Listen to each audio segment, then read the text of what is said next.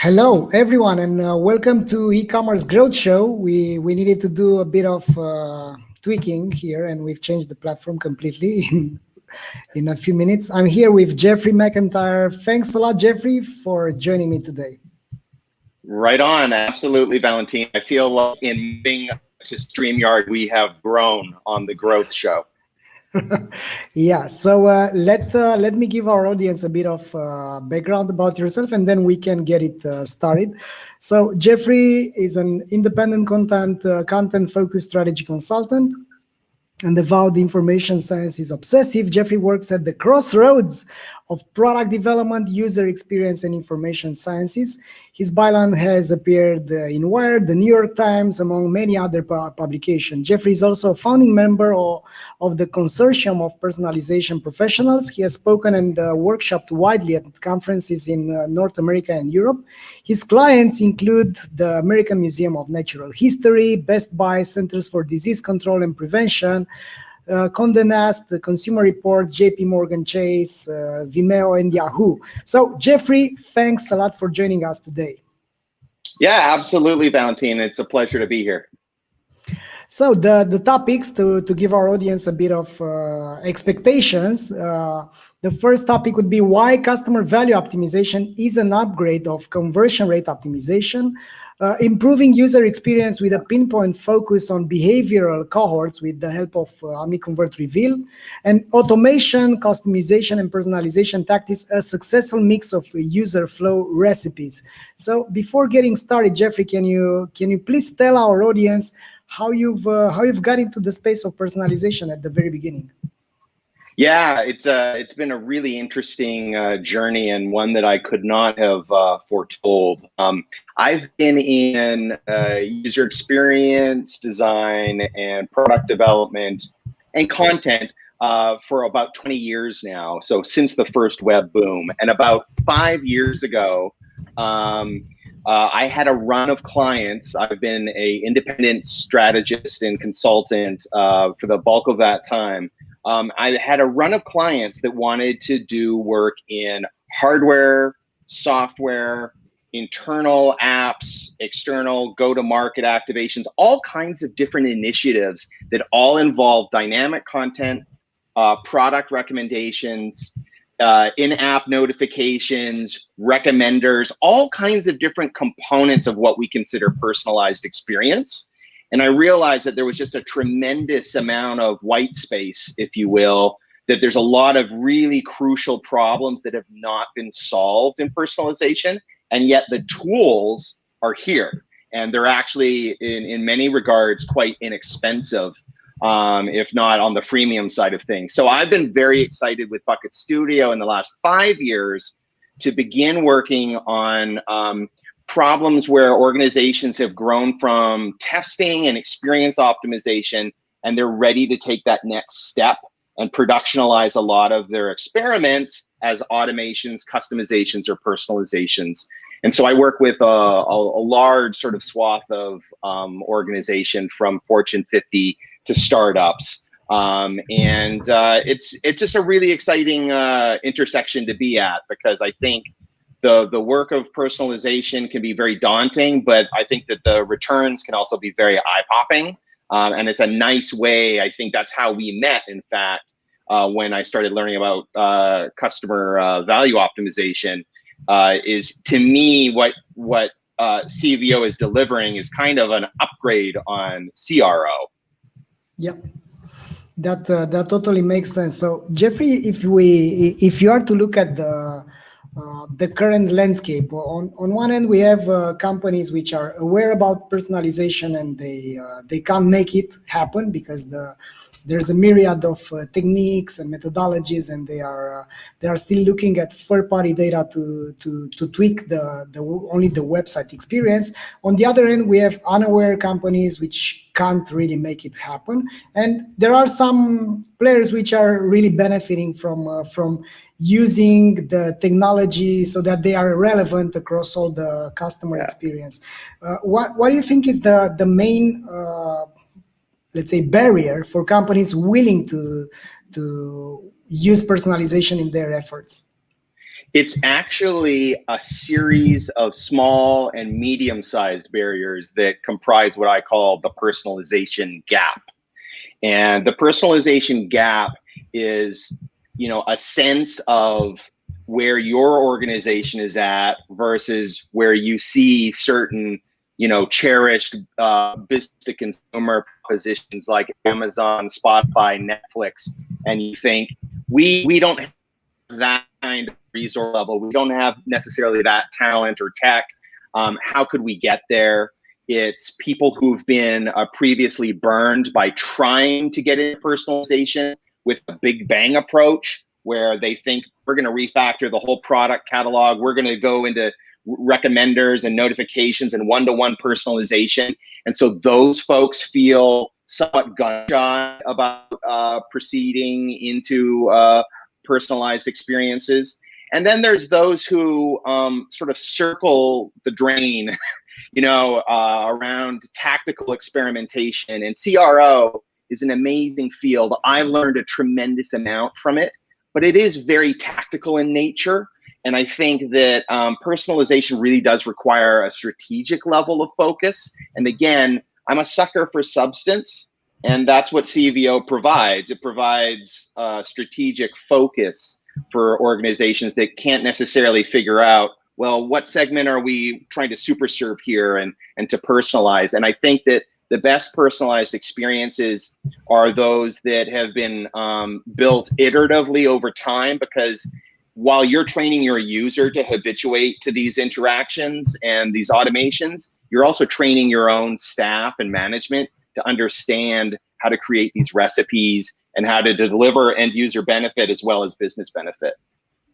Yeah, that totally makes sense. And what I have to add here, Jeffrey, is that maybe it's the time for us all to advocate for a more strategic approach on business growth, because this even though CRO is a great methodology and it surely helps companies, the mid-size and the small companies first need to understand their customers before acquiring more customers. Because what I think is a trap is to fix the website experience and to fix the UX and to acquire more customers without really understanding the underlying reasons for those customers to buy and how to make them and transform them into advocates for the future growth of your company. And this is the ironic part, that you can see the traffic growing, you see the conversion rate going up, and at some point you reach a plateau and you don't know why. And maybe the why is the most important thing that you need to nail down before starting to personalize the website itself. Oh, absolutely. And, whenever you're working with data and humans, there's going to be a lot of magical thinking and a lot of hypothesizing. And that's great. It's important to have an experimental point of view, but it's also important to get out of the building, as, the product management mantra goes. And it's really, you need focus, but you also need to be able to say, hey, we've got an audience here, and it's not enough to just sort of fill up the funnel. And let's go get distracted by another shiny object or a new social channel to have a strategy for. I see a lot of organizations that look, off their sort of owned and operated platforms to other channels and think that if I can master upstream distribution and attract more eyeballs, and visits, we're just going to naturally grow as a result of that. And that's not necessarily true. And I'm not a stats major, but even I know that's not true. Yeah, it's actually funny that the latest newsletter coming from Avinash Kaushik from Google, the Google evangelist, stated that if you are to look with the critical eye on the social media, organic social media investment, you will not find the return on investment. And the best way to continue investing in social media is to, let's say, decide and the knowledge that this is a vanity activity, and that's it. And if it's vanity, okay, keep it for vanity. in itself. While many companies are just broadcasting without having a truly engaged audience, of course, there are impressive brands which are making use of the social media. Maybe it's time to hear what your customers have to say before broadcasting in a one-way manner. Yeah, certainly there's that. And then there's just, taking stock of your most critical asset, which is your content. And, content is the glue of all interaction. It's why people come to you to solve the problems that they're trying to solve. And, liberating your content and having a rich, PIM that can pull structured data and allow users to, do quick discovery in your product catalog is critical. We all know that. But also being able to flex on that off channel and in social seems to me, a net good as well. But too often people, wander off away from home and think that, the solution is out there somewhere. It certainly couldn't be on our front doorstep. And I think that, you need an owner mentality. You need to really take stock of your experience. And to me, as a guy who started his career in content and really upholding content as the critical business asset, this is an exciting time because now we have tools that can make content performant. It can really attribute results, measurable results, whether you're doing an experience optimization experiment, whether you're automating something. And that's a net win for the content team, but it's also a huge win. And it's I think, something that's going to have continual reinvestment in your owned and operated platforms as you see these sort of virtuous cycles with users having more success and more speed of flowing through their decisions on your sites. That's true, Jeffrey. If we are to look at the way the technology is transforming companies, if we look today, the access to the technology, to advanced technologies, is really simple. It's quite obvious that even if you are a mid-sized company, you have a ton of options. While 10 years ago, Booking.com or Amazon.com were just owning their internal teams, which are doing all these things. However, not too many companies are doing this, and my let's say assumption, and please invalidate it, is that it has a lot to do with the perception about how hard it is to do personalization, not with the reality of how hard it is to do personalization. Yeah. Absolutely. I think I've sung the praises of the tools that are out there, and I could continue to do so. That's not to say that you can't do harm or even great harm with them, but what it requires is being thoughtful, having a learning culture, having an experimental culture. But it goes back to first principles, knowing that you're proceed along the swim lanes of learning and understanding user behavior and finding ways to enrich it, that will also be a business benefit to you. It may not be overnight. It may not be 5% lift on this page. But oftentimes what I see is a UX win is actually a business win. And when we start to think about CVO and the pivot to lifetime value, as opposed to just a tactical, AOV kind of metric, I think you start to see, if you take care of the former, the latter will come. Yeah, that makes sense. Now that you speak about the AOV and the lifetime value, what metrics are your favorites when it comes to capturing if an e-commerce is healthy or not? Well, I think that, there's metrics and then there's the things we're not measuring. And I think that the organizations that impress me the most are those that have had to deal with, and, I often work with digital leadership in an organization. So chief digital officer, chief marketing officer, that sort of level. And their direct reports oftentimes, come into a role and they realize, oh, wow, we take NPS really seriously here. And so there's sort of like upholding that standard, which you can only do to such a degree. Some of these metrics out there may be industry standard, quote unquote, but that doesn't mean that they are necessarily defensible in all situations. I'm very impressed with organizations that look at things like customer effort score, CES, which I find very compelling because, the closer we get to taking a 5-tap process and making it a 2-tap process, the more that we remove friction, the better the returns, again, on both sides of the table. Users and businesses benefit from this. So I think that there's definitely, KPIs and sort of standards of care. But then, there's just the sort of eye-popping things that go on all the time that you might not think about. The Baymard Institute looked at, they study e-commerce very closely. They had a study recently about microcopy.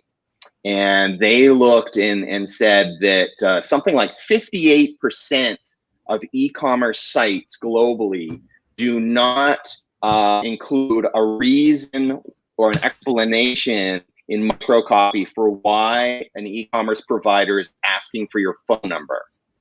And that is a major trigger of abandonment, apparently, is discomfort with giving phone numbers. Imagine how simple it would be to run that split test. Imagine how simple it would be to take care of that little, string of pixels, give a very tidy answer. We do this to provide ease of efficiency with your order process. We do not store it for any other commercial purpose or, what have you. But not doing that is costing people money. And that's not going to show up on any metric that anyone is tracking necessarily. It's really taking care of your garden, taking care of your home. And that's, what good UX does. Yeah. In terms of how you see customer value optimization unfolding in the future, Jeffrey, how your process actually looks. So if you look at let's say a project, you have a mid-size company willing to make it big this time, willing to stop acquiring customers that never come back, and willing to actually improve the CLV. What your process looks like. So how do you start with, or what do you recommend to companies willing to improve CLV right now? Yeah. Well, to me, and to the guy with the hammer, the world is a nail. So I will stand guilty for what I'm about to share. But I think it's really important to get a very clear-eyed vision of user flows. And I feel like CVO is this skeleton key that's sort of been handed out that is going to allow you to make some pretty quick decisions about elevating your attention on certain cohorts and saying, we are noticing a behavioral cluster here, and let's dive in and go deeper. And, the number one thing I ask after, where's the org chart, is have you done any customer journey mapping? That's not because I'm a huge fan of customer journey maps. They are indispensable, but they tend to be done actually quite superficially. And in the same way that you can have all kinds of catastrophes with persona work when it's done in a cursory manner, customer journey mapping, if it is a checkbox in your brand, in your organization, you are in for a world of trouble, because the customer journey map is just start the descent in altitude, where you get into the specificity of the user flows that matter to those cohorts you've identified through CVO that are pertinent. The people that walk away, that want to love you but can't, the people that love you but need more hooks for discovery and to recirculate in your product catalog or find compelling offers.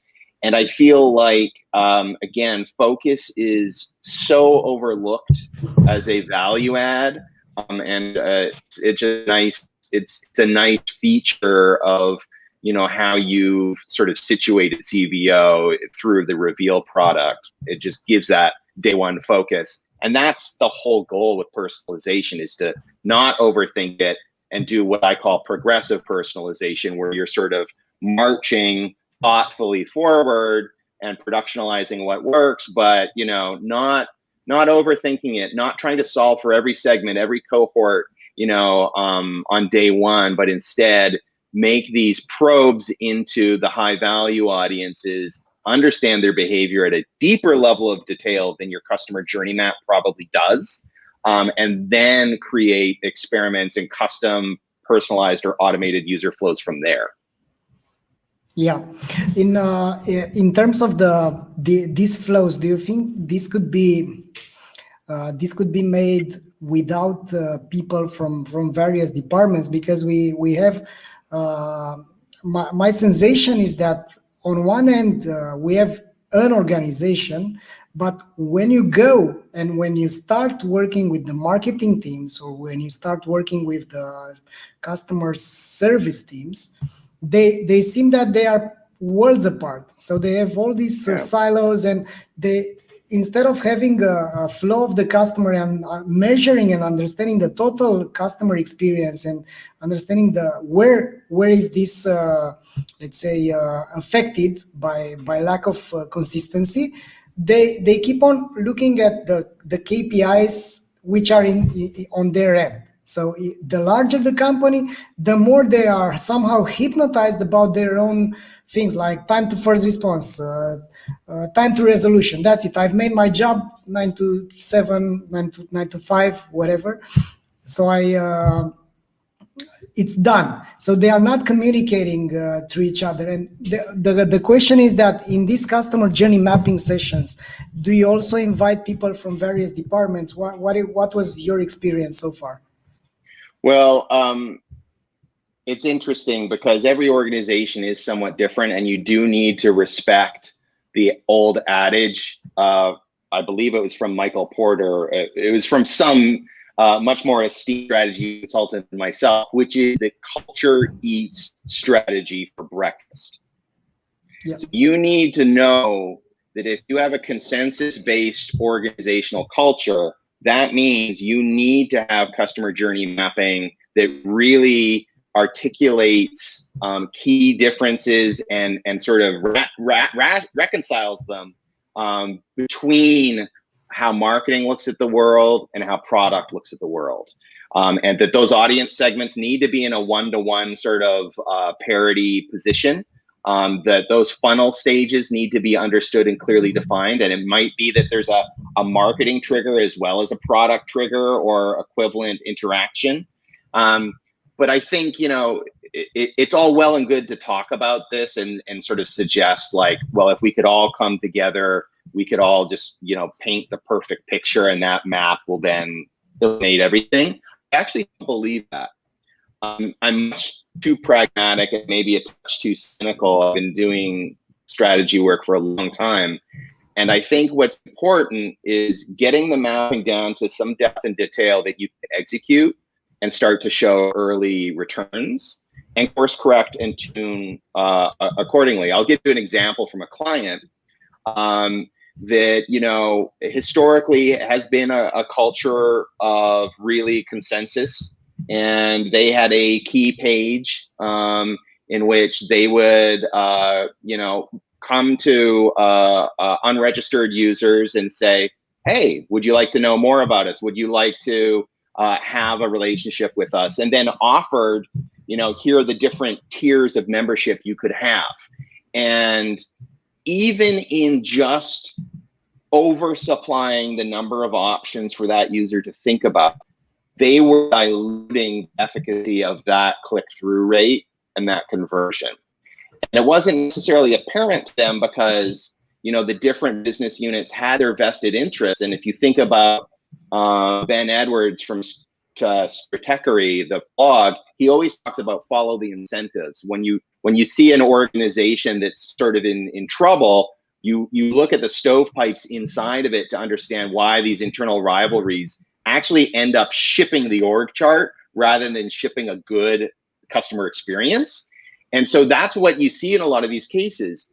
The client in question shipped a new web page that did not offer all those tiers. It recessed them in an accordion, and we, A/B tested the various ones that we thought would apply, and then personalized the ones that we thought were the most efficacious to the given audiences.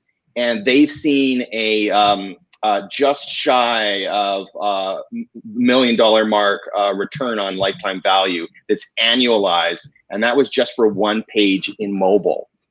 So you can do a lot just by taking your 3 or 5 calls to action on a given page and delivering 1 or 2 maximum. And I think that, again, it's these fundamentals of UX and these fundamentals of usability don't get overlooked time and again, because tools are so good. We're just thinking, click on the L button and we'll see what magical segment gets scouted out by the software and just do whatever. But actually, we can, our brands can become victims of cruft over time, and we've got to reduce and streamline and simplify. And I know that's maybe funny coming from a guy who loves personalization, which is all about complexity from the implementation side, but the delivery side needs to be magical. It needs to be highly efficient, repeatable, and effective.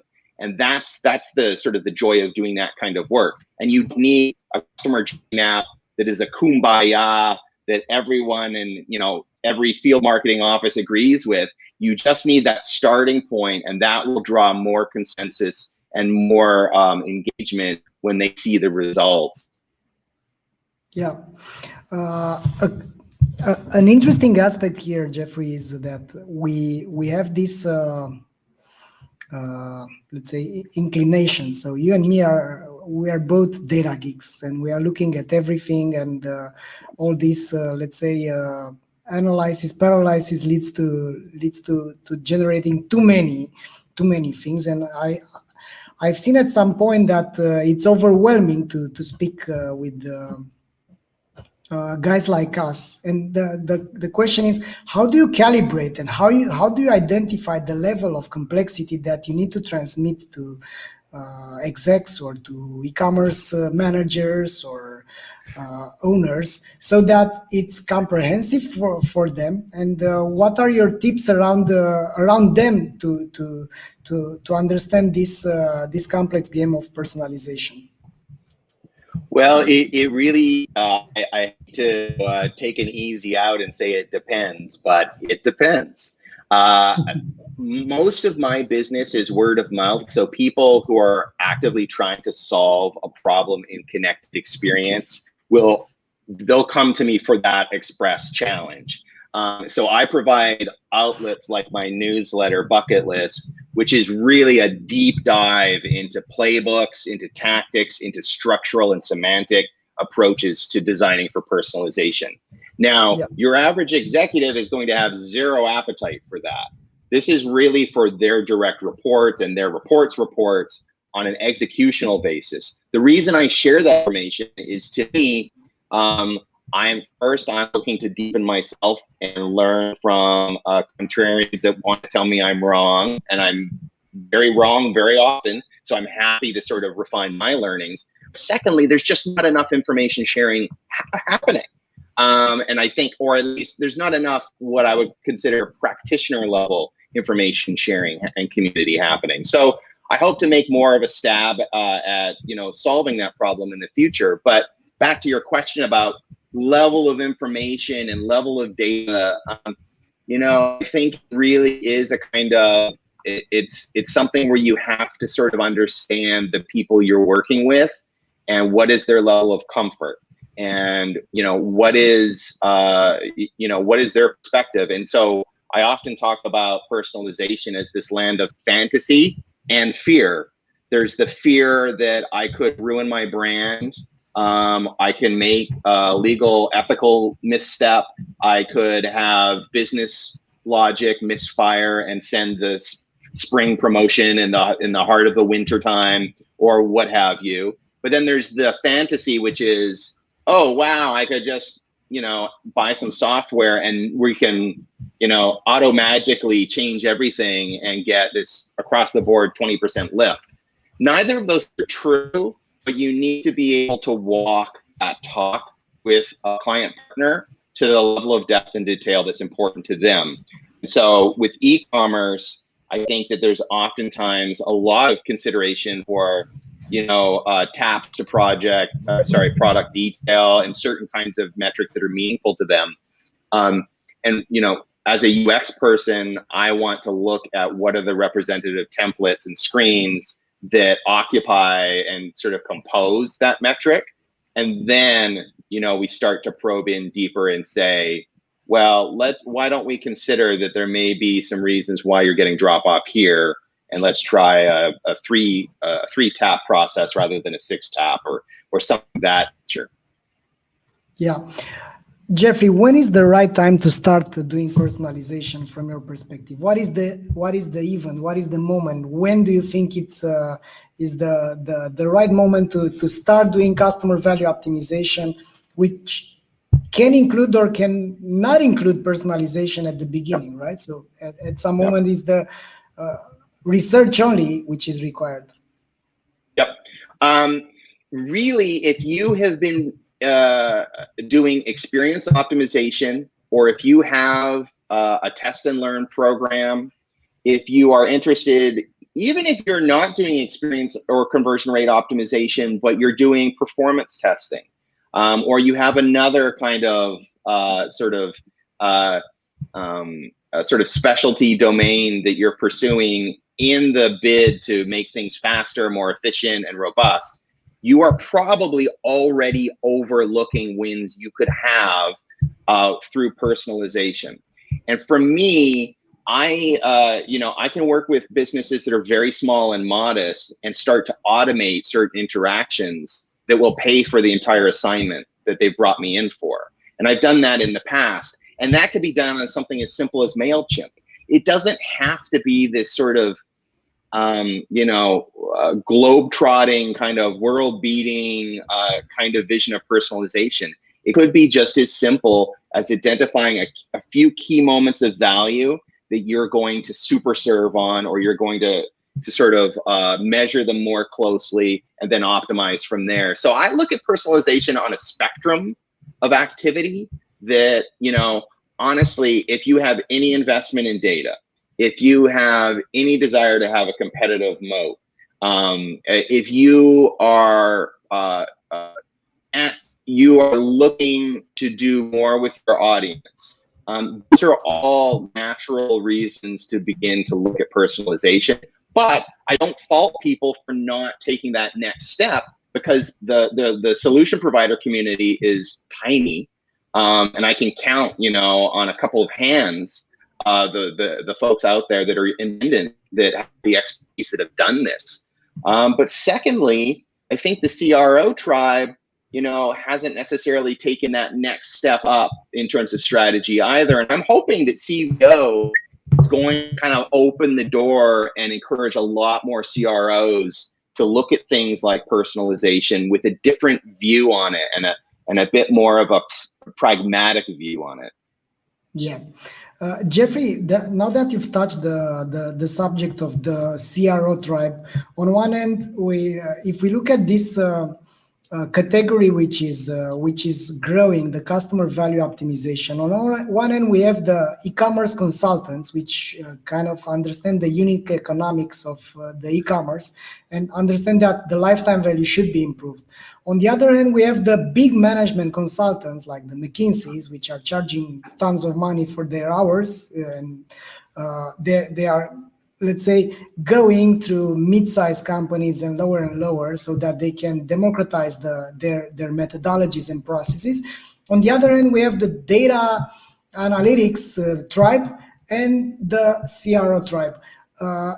So people with various angles, let's say, are starting to acknowledge the fact that maybe it's time to improve the customer value before pouring resources in customer acquisition, so that the acquisition is going to be more effective. My question for you is, why do you think this the customer value optimization is an upgrade of CRO? Well, I think you don't have to look very far from the headlines. The truth is that, here in the United States, Walmart has announced that it will now close all of its stores on Thanksgiving. Target followed suit. We know that Prime Day from Amazon has been repeatedly delayed this year. So we are looking at a year end here that is going to bring such peak activity to e-commerce, such as we've never seen, and is going to really, I think, be a series of spikes, not just Black Friday. And given that level of focus and attention, anything about acquisition and changing the SEM campaign and so on, to me, feels painfully secondary to, can we get our own house in order and more ship shape? Again, I feel like CRO is oftentimes painting with a very skillful brush, but only has one easel. And I feel like, the opportunity to engage the leadership of an organization around value that's created over time, as opposed to value that's created, by beating the street, making your numbers, hitting a certain daily or weekly quota or target. We need to reconcile those two different things. And that's the difference between strategy and tactics. It's that simple. And I just think now, with this sort of inflection moment we have due to coronavirus, it has brought, and the new next normal is digital by default for commerce. So it's no longer that channel, the channel, and everything needs to sort of start there. And if we're lucky, we'll get to physical. And of course, this doesn't apply to everyone and not in all the same ways. But certainly there's so much room for improvement. And a lot of this improvement can be very simple. This isn't complicated stuff. Super serving a user, or really, walking a mile in their shoes to understand why your CX is sort of lagging behind the competitors. Yeah. I love what you've just said, and I totally agree that we need to understand that the next normal is forcing everyone to think digital first. What are some advices for e-commerce companies willing to keep their customers coming after they've been forced to buy from them?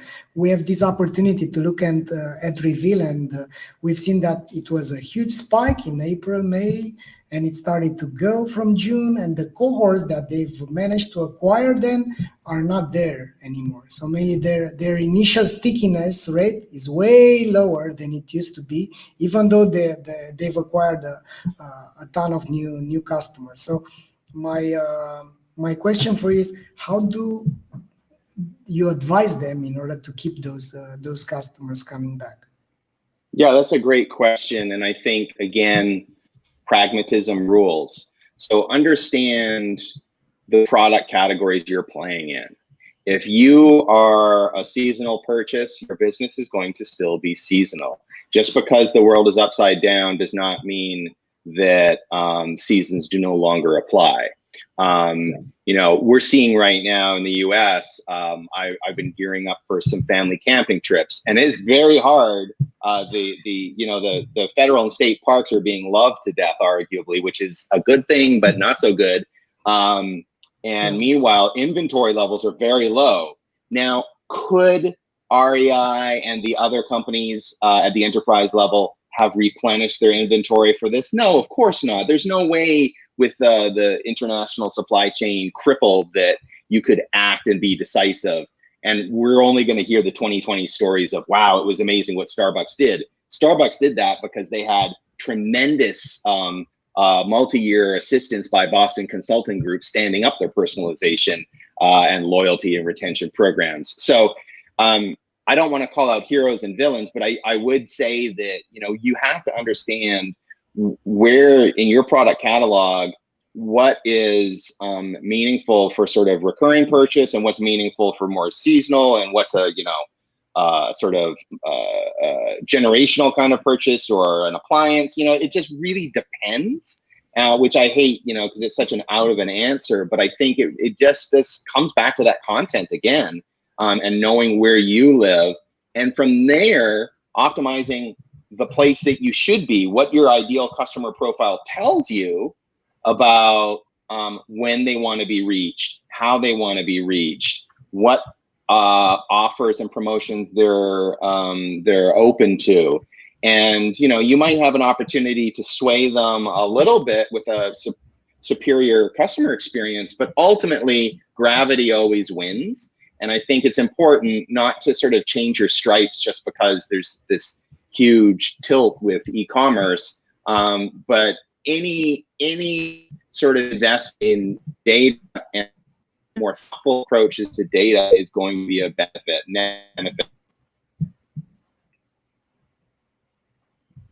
Yeah, I agree with you. One question regarding your experience so far with Reveal. So Jeffrey, you've been one of the first experts that I've picked. So I've picked your brain since almost half a year already, since we first talked about Reveal. What is your current feedback about the outcomes that you could have by working with Reveal to improve the CLV? Well, I think everything comes down to sequencing and bucketing. And again, when you get a tool like this, and no, this isn't a paid advertisement, but you really do get focus, and focus is the most critical ingredient to success. And that's just what I've seen in my career in digital. If you can organize teams that are cross-disciplinary around a shared objective and even just a shared sort of topic area, they are going to have outsized returns on that investment. Then, if you've got an ideal customer profile, that's one piece of the puzzle to solve. But that's not an overnight thing, obviously. That's something that you're going to care and uphold over time, maybe devote, very serious resource to in coming years, and sort of, bulk up certain teams, and maybe even organize and reorganize your teams around segments or cohorts. I certainly have seen in more progressive and aggressive personalization programs, they will start to frame up their teams by funnel stages, by key segments, and so on, because you can lavish that much attention and care, and you really get a sort of almost anthropological sense of those users by sort of caretaking their experience more directly.